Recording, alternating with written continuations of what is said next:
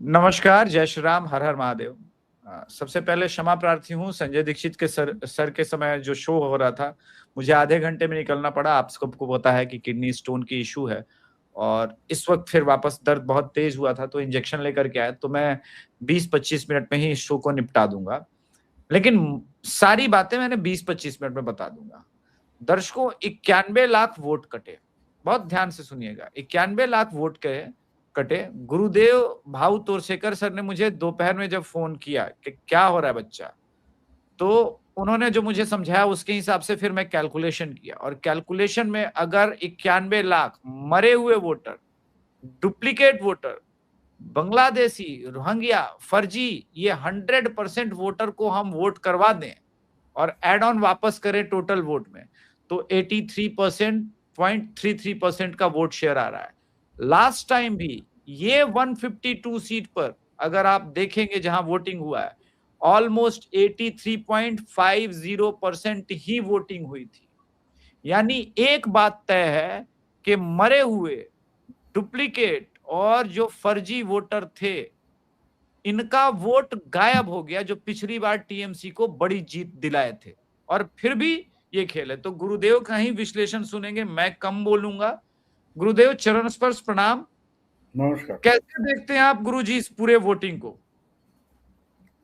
मैं तो पहली बात तो है कि मैं पूरा वोटिंग हो जाएगा 29 के बाद तो आंकड़े चेक करूंगा। इसका कारण क्या है कि आंकड़े लोगों को उल्लू बनाने के लिए बहुत बढ़िया चीज होती है, बड़ा साधन होता है।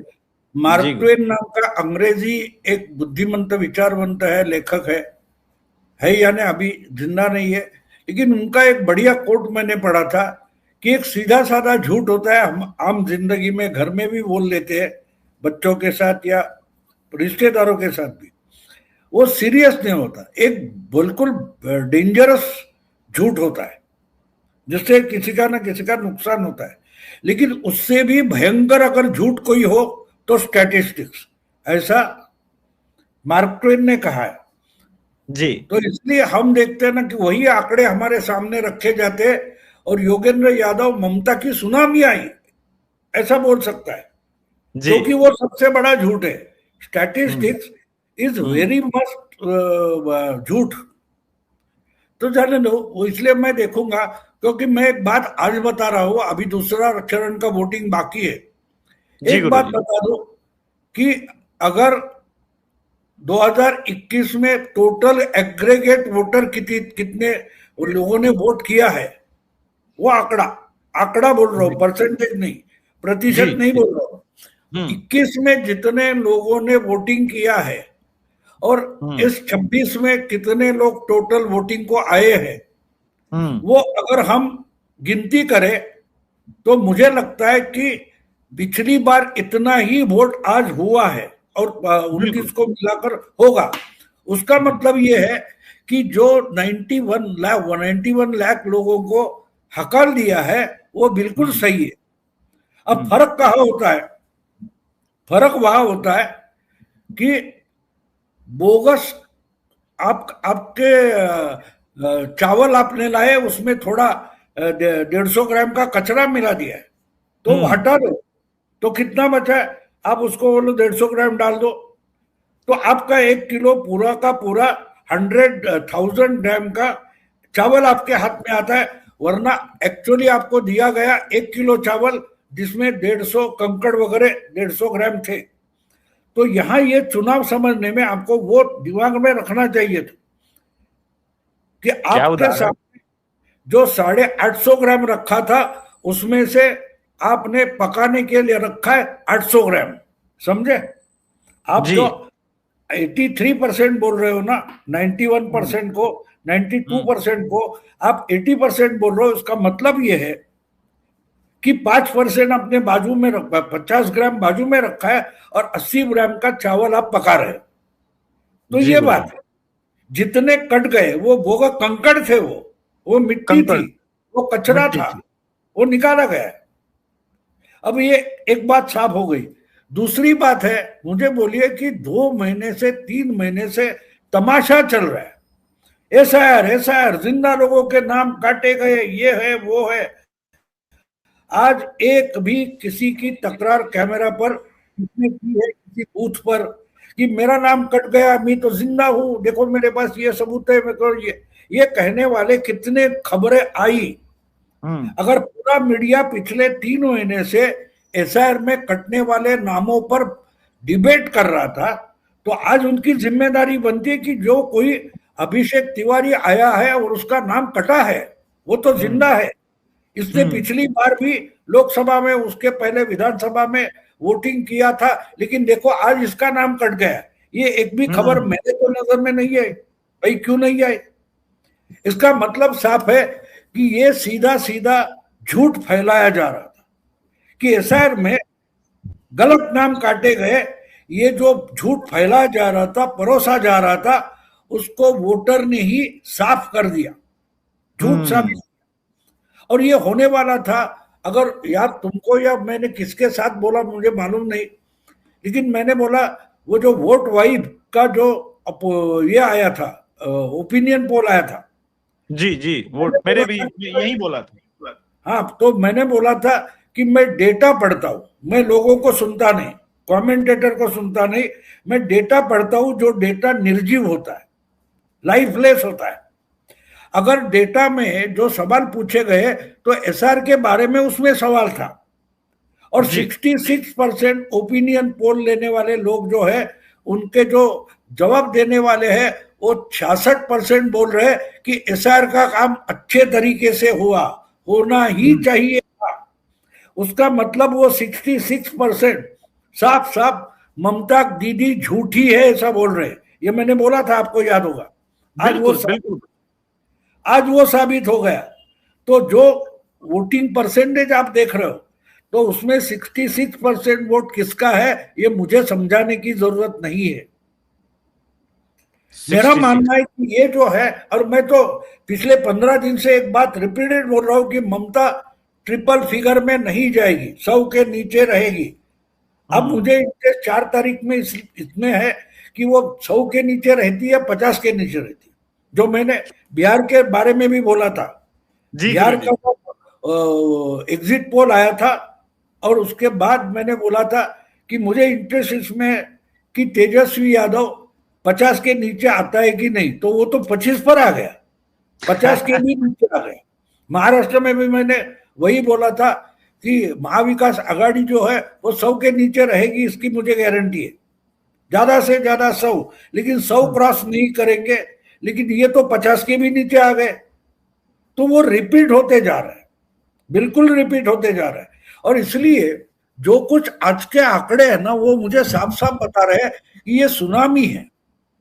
और मैं वो सुनामी देख रहा था, मुझे अजीब नहीं लगा था।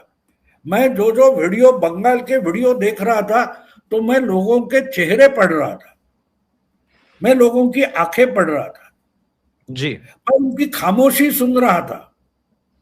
वो बात बहुत इंपॉर्टेंट होती है। वो बात, आपके मन में डर नहीं है तो आप सीधे, मुझे किसी ने पूछा नींद में तुमने आकर मुझे जगाया और बोला मैं कौन हूं, मैं बोलूंगा अभिषेक हो। तुमको अभिषेक कहने में मुझे छुपाने की कोई बात नहीं है, डराने की कोई बात नहीं। लेकिन जब तुम मुझे जगाते हो और तुम पूछते हो कि कौन हो, अगर नींद खुल गई है तो मुझे सोचना पड़ेगा। ऐसा जब बोलूंगा तो मैं झूठ बोल रहा हूं। मुझे मालूम है कि तुम अभिषेक हो, सोचने की क्या जरूरत है। एक तो सीधा बोल रहा मैं तुझे पहचानता नहीं। अगर मैं सोचना पड़ेगा बोल रहा हूं तो मैं झूठ बोल रहा हूं, मैं तुमको जानता हूं। तो बिल्कुल वही बात अलग अलग वीडियो में मैं पढ़ रहा था, लोगों को देख रहा कर। एक वो वीडियो मैंने बोला ना, ममता दीदी के घर 3 घर पहले रहने वाली एक महिला बोलती है मगरमच्छ के साथ रहते हैं, तो उसका वोट क्या है वो अलग से समझाना पड़ेगा। बिल्कुल बिल्कुल बिल्कुल। मैं बोलूंगी नहीं क्योंकि मगरमच्छ के साथ रहते हैं। तो ये बात जगह जगह दिखाई दे रही थी। और कुछ बातें होती है ना, समझाने की जरूरत नहीं। मैंने हमेशा, मैं एक उदाहरण देता हूं कि एक लड़का और एक लड़की एक दूसरे को पसंद करते हैं, तो आपकी नजर में सफाई है तो आपको दिखाई देता है कि वो दूसरे को पसंद करते हैं। एक दूसरे को चाहते हैं, उनको बोलने की जरूरत नहीं होती। उनके बिहेवियर से हमें पता चलता है, उनके बर्ताव से पता चलता है कि एक दूसरे को पसंद कर रहे हैं। तो वैसे ही जिस ढंग से लोग अलग अलग वीडियो आ रहे थे यूट्यूब पर व चैनल पर, तो उसमें साफ दिखाई दे रहा था लोग ममता से परेशान है, लेकिन परेशान है लेकिन बोलने को डर रहे हैं। तो ये पूरा चुनाव जो है वो वोटर कर रहा है। मुझे एक याद है 77 के चुनाव की एक बात बोल दूं आपको। जी गुरुजी। इमरजेंसी उठी थी लेकिन पूरी उठी नहीं थी और चुनाव हो रहे थे। जनता पार्टी बनी भी नहीं थी, 4 दल इकट्ठा आ गए थे और लोकदल के चुनाव पर वो चुनाव लड़ रहे थे। लोकदल के चुनाव चिन्ह था, अलग अलग पार्टी के कैंडिडेट एक साथ हो गए थे। पार्टी चुनाव के नतीजों के बाद फॉर्मेट हो गई। तो ऐसे में उत्तर प्रदेश में प्रतापगढ़ नाम का चुनाव क्षेत्र है, जिला भी है जी। वहां के राजा थे दिनेश सिंह, कांग्रेस के मिनिस्टर रहे। उनका इतना दबदबा था कि जनता पार्टी को उनके खिलाफ कोई कैंडिडेट नहीं मिल रहा था। तो हुआ ये कि एक अभिषेक तिवारी को पकड़कर जबरदस्ती लेके गए और उसका पर्चा भर दिया गया और अभिषेक तिवारी प्रतापगढ़ से भागकर आया। वो मतगणना के दिन भी वहां नहीं गया, इतना डर था, इतना डर था। और डिक्लेयर हो गया, ये जीत गया अभिषेक। उस दिन दूसरे दिन अभिषेक अपना सर्टिफिकेट लेने गया था। और ये प्रतापगढ़ के मुंबई में रहने वाले तेग बहादुर सिंह नाम के हमारे दोस्त थे, हमसे उम्र में ज्यादा थे, उन्होंने बताया हुआ किस्सा है। तो जब सुनामी आती है, लोग आपको हराना चाहते, तो जब हराना चाहते तो सामने कौन सा कैंडिडेट खड़ा है, सामने कौन सी पार्टी खड़ी है, उनका मुख्यमंत्री पद का चेहरा कौन है, उससे कोई मतलब नहीं रहता। ठीक ठीक ठीक। अब आप पूछोगे कि मुंबई में बैठकर ये ज्ञान कहां से लाते हो, तो मैं मराठी में हमारा एक ड्रामा है, और यानी पुराना ड्रामा है, 60 साल पुराना ड्रामा है, वहां तो ही दुर्वांची जुड़ी। तो उसमें एक डायलॉग था, वो मेरे दिमाग में चिपक गया, बढ़िया डायलॉग था। तो बोलते कि मैल्याची घाण मैलावरून येते, अत्तराचा फाया नाकाजवळ न्यावा लागतो। मतलब ये है कि मैल जो होती है, बदबू होती है, वो मीलों से आपके पास पहुंच जाती है, लेकिन इत्र होता है, उसकी खुशबू जो है वो कपास या जो रुई होती है वो नाक के पास लेके जाना पड़ता है। तो ये फर्क होता है। ये जो बिहार बंगाल की जनता इस बदबू से इतनी परेशान है, वो मेरे तक भी पहुंच गई है, मुझे उसके लिए ओपिनियन पोल लेने की जरूरत नहीं। ममता एक बदबू है, ये उनके चेहरे पर दिखाई देता है। तो मैं देखकर भी वो बदबू समझ जाता हूं, वो मुझे किसी ने समझाने की जरूरत नहीं है। कमाल है। 6144 लोग देख रहे हैं लाइव, तो कृपया चैनल को जरूर सब्सक्राइब कर लीजिएगा, इतना सा निवेदन है। मैं प्रश्न जल्दी लूंगा, लेकिन आज जब गुरुजी लोग वोटिंग कर रहे थे तो हमारी भी संवाददाता वहां पर थी, और जिस तरह का भाव है आप देख रहे थे, तो अभिलाषा को मैंने भेजा था। मैं एक वीडियो प्ले करता हूं और सुनते हैं थोड़ा सा। टीएमसी और बीजेपी बीजेपी आएगा। क्यों आएगा बीजेपी? क्यों आएगा ये तो बोलना मुश्किल है। आप चुनेगा ना, तो आप बताएगा कि क्या आएगा बीजेपी। इन महिला को बर्दाश्त नहीं होते हैं, बंगाल के जनता बहुत गलत काम करते हैं। ये महिला दीदी? हाँ दीदी। अच्छा। जो बात भाऊ गुरुदेव आपने बोली, एग्जैक्टली ये आदमी गरीब है, डरा हुआ है, लेकिन खुल के बोल गया कैमरे पे वोटिंग के बाद। बोला ये बर्दाश्त नहीं होती, ये बर्दाश्त नहीं होती, इसीलिए मैंने वीडियो प्ले कर दिया। गुरुजी आज जिस तरह से लोग लाइन में खड़े थे, कल तक जो नहीं बोल रहे थे, आज लाइन में खड़े होने के बाद बोल रहे थे। एक चीज और हुआ बंगाल में, आज ममता बनर्जी के टीएमसी ने अंतिम समय पर खेल करने का प्रयास किया। एक चंदा बावरी, आप जानते हैं लास्ट टाइम ये चुनाव जीत गई थी, इनके घर पे भी अत्याचार हुआ था। इन्होंने पूरा का पूरा वैन पकड़ा, इस वैन में ईवीएम भरे हुए थे और कोई भी नहीं था, और टीएमसी का झंडा भी लगा हुआ था इसके ऊपर। क्या अंतिम समय में ये देखिए, ওরা বুঝতে পারছে তৃণমূলের খেলা, তৃণমূলের খেলা দেখুন এই যে। क्या अंतिम समय में गुरुजी आपको लगता है कि तृणमूल कांग्रेस कुछ खेल कर पाई है? नहीं, खेल तो होगा नहीं, एक बात है, लेकिन खेल करने की कोशिश तो करेंगे ना। हाँ। एक पुराना गाना आपको याद होगा, वो गाना शायद मुकेश का है, हम तुम्हें चाहते ऐसे जैसे मरने वाला कोई जिंदगी चाहता है जैसे। ममता की हालत वैसी है। ये जो फिल्म का गाना था कि मरने वाला कोई जिंदगी चाहता है जैसे, उस ढंग से बौखलाई ममता और उसके कार्यकर्ता कोई हिंसा। देखो आज हम पहली बार सुन रहे, पिछले चुनाव में 300 से 350 के आसपास हिंसक घटनाएं हुई थी। आज एक भी यानी 10, 12, 25 हो गए, लेकिन 300 की तुलना में अगर 10 भी नहीं हुई है, इसका मतलब बिल्कुल शांतिपूर्ण चुनाव हुआ है, बिल्कुल शांतिपूर्ण हुआ है। 57 लोग मरे थे पिछले चुनाव में। आज जो खबरें आई है उसमें मुझे नहीं लगता 10 लोगों को खरोच तक आई है। एक बीजेपी के नेता को पीटा गया है।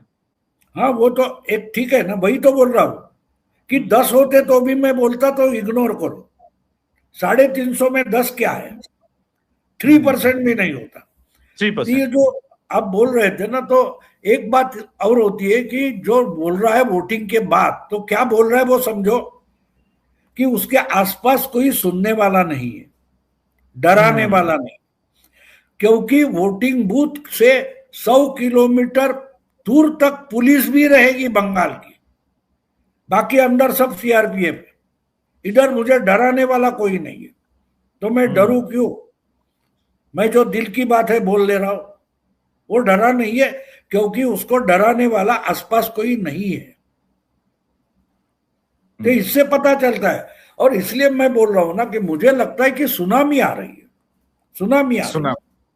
यानी इसमें बीजेपी को जिताने की कोशिश नहीं है, इसमें ममता को हराने में लोग लगे। मुझे याद है 77 में जब आज की जैसे कम्युनिकेशन वगैरह नहीं थे, रेडियो चलता था, टीवी वगैरह पर भी इतनी खबरें होती नहीं थी, तो ये हुआ था कि हम जनता पार्टी का एक ऑफिस था दादर में, वहां बहुत सारे 1000-1200 लोग खड़े थे, और अंदर बैठा कोई रेडियो सुनकर लाउड स्पीकर पर बोल रहा था।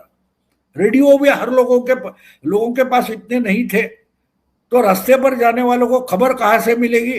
तो इसके लिए जनता पार्टी के कार्यालय में एक लाउड स्पीकर लगा था, और उस पर जो रिपोर्ट आ रही थी वो रहता था। हम वहां खड़े थे, मैं और मेरी वाइफ थी, नई नई शादी हमारी हुई थी, 1 साल हुआ था, तो हम भी सुनकर खड़े होकर सुन रहे थे। तो अचानक वो खबर आ गई कुछ 7:45 बजे की, 7:30 7:45 बजे के समय वो खबर उसने लाउड स्पीकर पर बोल दी थी कि रायबरेली में गाय और अमेठी में बछड़ा भी हार गए। ये अनाउंसमेंट हो गया, और जो 1000-1200 लोग वहां खड़े थे ना, उनमें से आधे एकदम दौड़ के निकल पड़े, यानी किसी को तो बताना था। वो जो आनंद था, ये लोग दौड़ पड़े भागकर, यानी उनको किसी ना किसी को ये खबर बतानी थी। तो जब इस लेवल पर चुनाव जाता है ना, तो पार्टियां वगैरह कोई मायने नहीं रखती। आज बीजेपी मेरे लिए कोई मायने रखती नहीं। ममता बुरी तरह से हारेगी, तृणमूल बुरी तरह से हारेगी, और कितने आंकड़ों से हारेगी उसमें मुझे इंटरेस्ट है, और मैं मानता हूं कि बहुत सारे लोगों को उसमें इंटरेस्ट होगा, क्योंकि अब तो साफ हो गया। और मैंने पहले दिन बोला था कि पहले चरण का वोट क्या होगा आंकड़ा, उस पर बाकी सब निर्भर है। अब देखो अगले चुनाव में, यानी अगले जहां मुस्लिम बहुल इलाका है वहां बाद में होने वाला है, तृणमूल का गढ़ है वहां बाद में होने वाला है दूसरे चरण में, उसमें इसका प्रभाव होगा।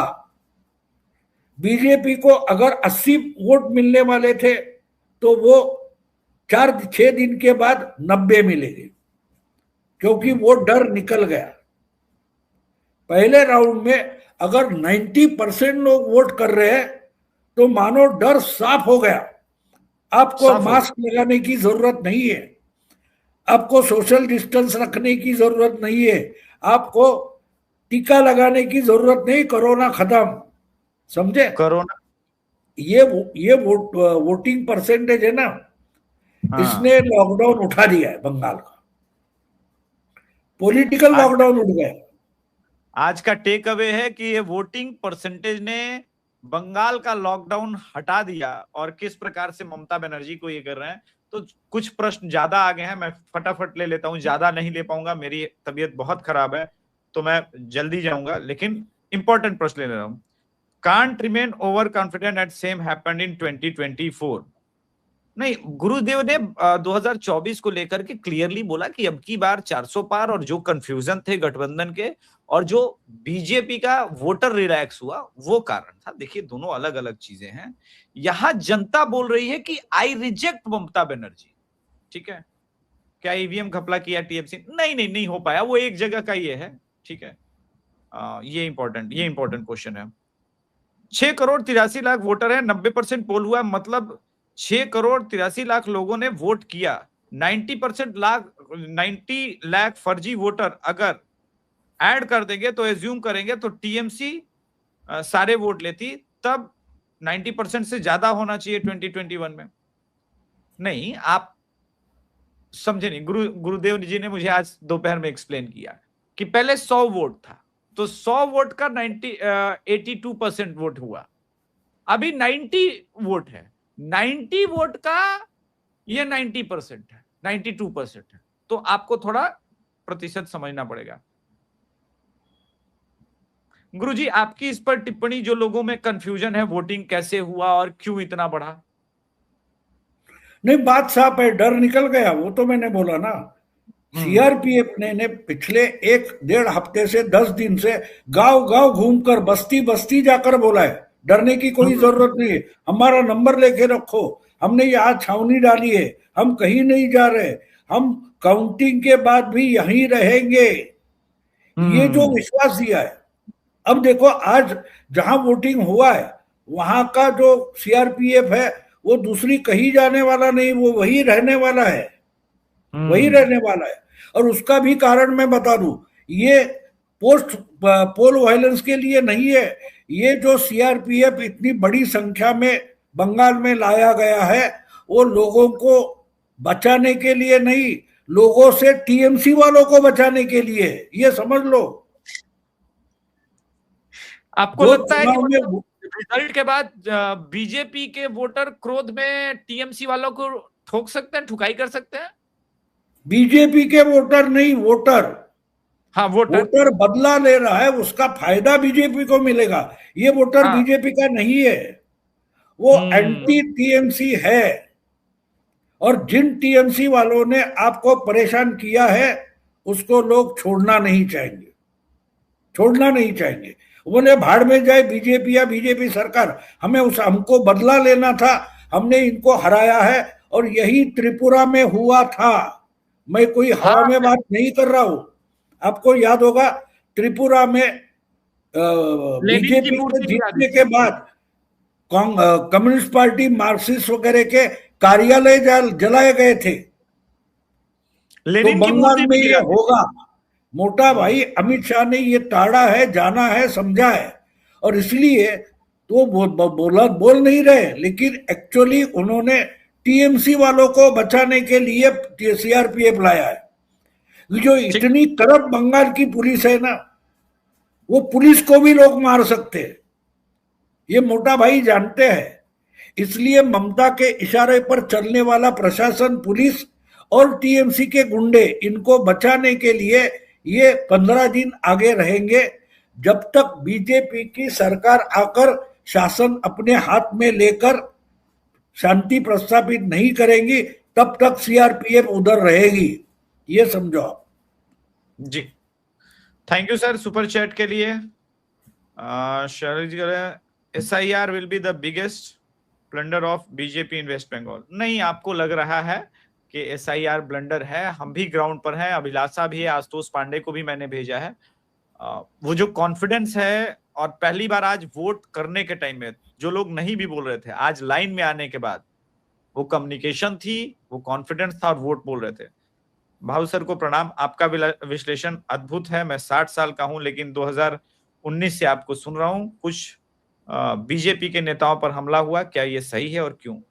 जी ये सही बात है। और जी और जाते जाते मैं एक बात बोल दूं, 2024 का लोकसभा का मेरा अंदाज गलत साबित हुआ, वो आंकड़ों में साबित हुआ, लेकिन अभी जो कुछ हो रहा है वो ही मेरा ही अंदाज है। मेरे किताब का नाम क्या था?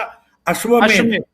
जी, अश्वमेध का मतलब होता है चक्रवर्ती राजा का घोड़ा जो रोकेगा, वहां जाकर उसका सरकार बर्खास्त करके उस पर कब्जा करना, उसको अश्वमेध यज्ञ बोलते हैं। और आप देखेंगे कि जहां जहां बीजेपी को लोकसभा में बुरी तरह से फंसाया गया, वो महाराष्ट्र हो, हरियाणा हो या दिल्ली हो या बिहार हो, वहां अपोजिशन को जबरदस्त धक्का दिया गया है। बंगाल उसी का एक भाग है, तो बंगाल आखिरी पड़ाव है और बंगाल मुस्लिम वोट बैंक की आखिरी ब्रांच है। बंगाल के बाद मुस्लिम वोट बैंक दिवालिया हो गई, समझो। ठीक। भाव को प्रणाम पहुंचे, मुझे लग रहा है आप बोल रहे हैं, बिल्कुल सही बात है। श्रद्धेय भाव जी प्रणाम। ECI साइड से 92.52। हाँ, तो वो वही 83% आएगा, थोड़ा सा उससे ज्यादा भी है, क्योंकि बंगाल में एक रूमर उड़ा कि जो वोट नहीं करेगा उसका वोटर ID कार्ड चला जाएगा, तो हिंदू भी उसी तरह से वोट किया। इसके लिए आप पुरुलिया का, झारग्राम का, इन सब का आप वोटिंग अपडेट देखिए। वो मालदा और मुर्शिदाबाद को हेड ऑन कर रहा है, टक्कर दे रहा है, तो कितना खतरनाक हुआ है आप समझ सकते हैं। विजय सिंह जी बहुत बहुत धन्यवाद। भाऊ को आप प्रणाम कर रहे हैं, बहुत बहुत धन्यवाद। तो चलिए, आज के संस्करण में इतना ही। सब लोगों के प्रश्न अगर नहीं ले पाऊं तो उसके लिए आज बहुत क्षमा प्रार्थी हूं, कल वो मैं बता दूंगा। लेकिन एक अपडेट जो है, जो आप ले रहे हैं, वो क्वेश्चन में दे रहा हूं। सुन रहे हैं, फलौदी सट्टा बाजार TMC को 160 सीटें दे रहा है, ठीक सुन रहे हैं। लेकिन यही फलौदी सट्टा बाजार बीजेपी को जब इलेक्शन शुरू हुआ था 2 महीने पहले 99 सीट दे रहा था। अभी ये फलौदी सट्टा बाजार आज 137 दे रहा है। आप रुक जाइए, 2 दिन के बाद ये 148 बीजेपी को, और सेकेंड फेज के बाद 160 बीजेपी को देने लगेगा। 144 सीट दिया था बिहार में और फलौदी सट्टा बाजार ने। और भाऊ गुरुदेव का जो विश्लेषण था, वो बोले अभिषेक 200 भी जा सकती है। मैं 175 ही दिया था बिहार में रह के। तो गुरुदेव की भविष्यवाणी में अलग सोचता हूं। ठीक है, एक प्रश्न और है। ठीक है, आज के संस्करण में इतना ही। गुरुदेव आप शो में आए, उसके लिए बहुत बहुत धन्यवाद। दर्शकों, गुरुदेव का चैनल आप मराठी में जान लीजिए, प्रतिपक्ष है, और हिंदी में प्रतिवाद है। वहां रोज ज्ञान की गंगा बह रही है, तो वहां जाइए, सब्सक्राइब कीजिए। प्रणाम, नमस्कार, जय श्री राम।